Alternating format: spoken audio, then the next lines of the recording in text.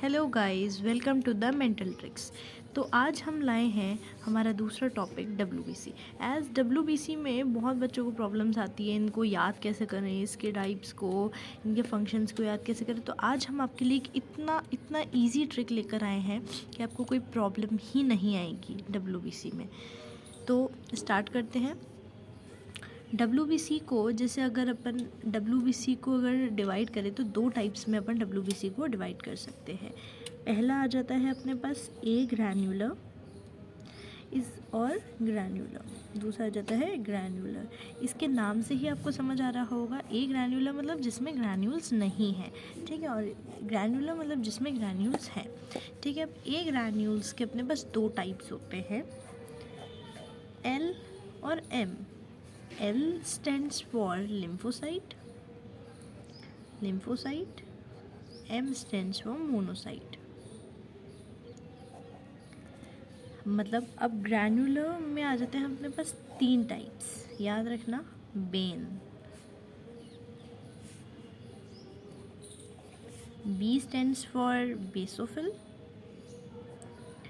E stands for eosinophil, N stands for neutrophil. अब जैसे इसमें एक इजी ट्रिक है, जैसे ए ग्रैन्युलर, पहले आप डब्ल्यूबीसी को क्लासीफाई करते वक्त ए लिखना, ए सबसे स्टार्टिंग में आएगा, of course A first letter है तो ए ग्रैन्युलर, फिर आएगा ग्रैन्युलर।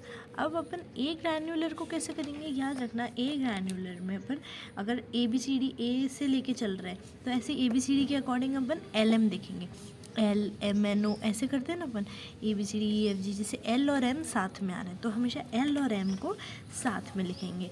एल से लिम्फोसाइट, एम से मोनोसाइट। ग्रैन्युलर में आ जाएगा बेन, मेन होता है ना BEN, B E N, main.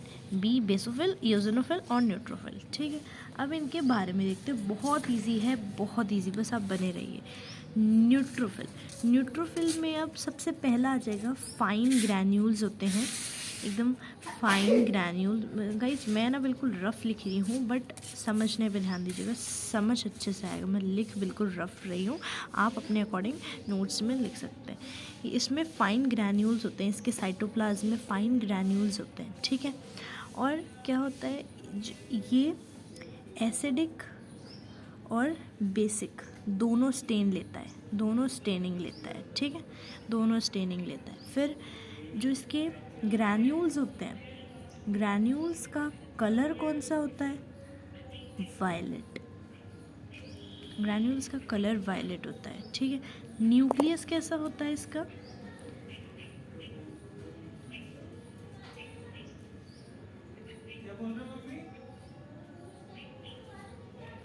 अब इसका न्यूक्लियस कैसा होता है, मल्टी लोब्ड होता है, ठीक है।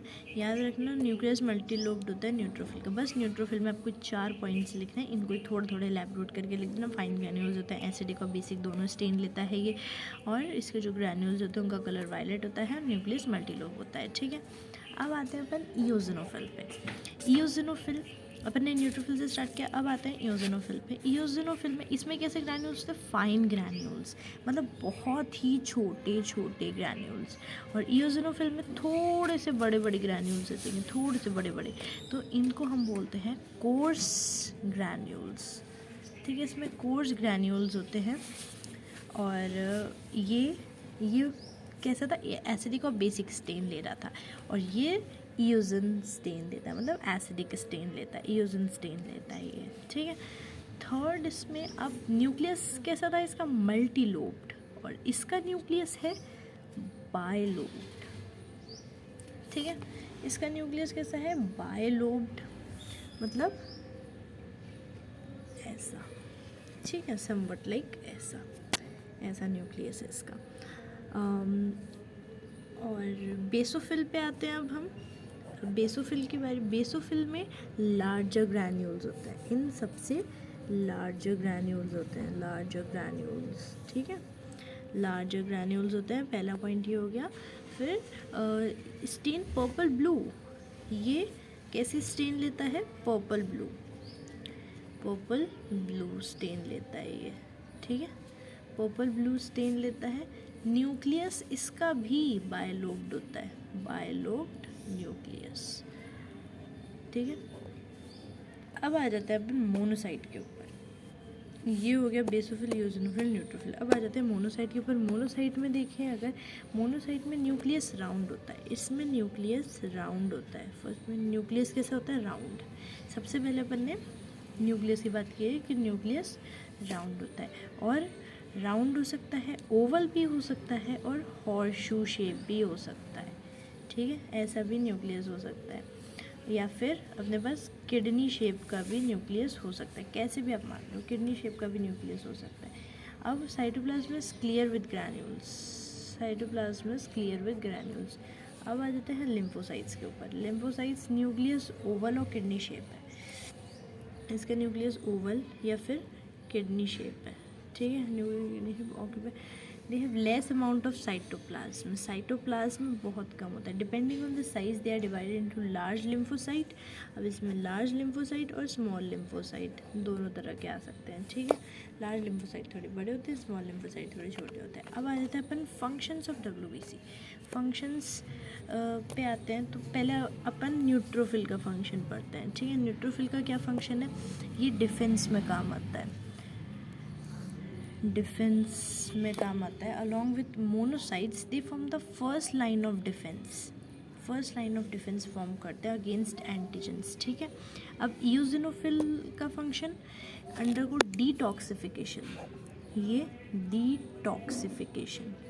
डिटॉक्सिफिकेशन करता है। ठीक है, disintegration and removal of foreign particles. ठीक है, ये इयोजिनोफिल का काम होता है। अब बेसोफिल का क्या काम होता है? दे अंडरगो माइल्ड फैगोसाइटोसिस, ये माइल्ड फैगोसाइटोसिस करता है। माइल्ड फैगोसाइटोसिस लिबरेट हिस्टामीन और liberate heparin which is anticoagulant and keeps the blood in fluid state. ठीक है, अब मोनोसाइट का function, they follow neutrophil in the area of infection and second line, मतलब first line of defence ये form कर रहा था, और second line of defence monocyte form करता है। ठीक है, monocyte second line of defence form करता है। और दूसरा, एक तो इसका ये हो गया सेकेंड लाइन ऑफ डिफेंस। ठीक है, और दूसरा क्या हो जाएगा? ये ट्यूमर जो होता है, ट्यूमर को किल करता है। ठीक है, वो पहले लिम्फोसाइट्स जो होते हैं वो ट्यूमर को सेंस करते हैं। ठीक है, फिर ये मोनोसाइट जो आता है वो उसको किल करता है, ट्यूमर को। ठीक है, अब आते हैं अपन लिम्फोसाइट्स के ऊपर। लिम्फोसाइट्स में क्या होता है? Lymphocytes constitute the immune system. सबसे इम्पॉर्टेंट बात है कि लिम्फोसाइट जो होते हैं इम्यून सिस्टम कंसिस्ट करते हैं, जैसे humoral immunity. They are classified, lymphocytes अब दो टाइप से वैसे हो जाते हैं, टी लिम्फोसाइट्स और बी लिम्फोसाइट्स। ठीक है,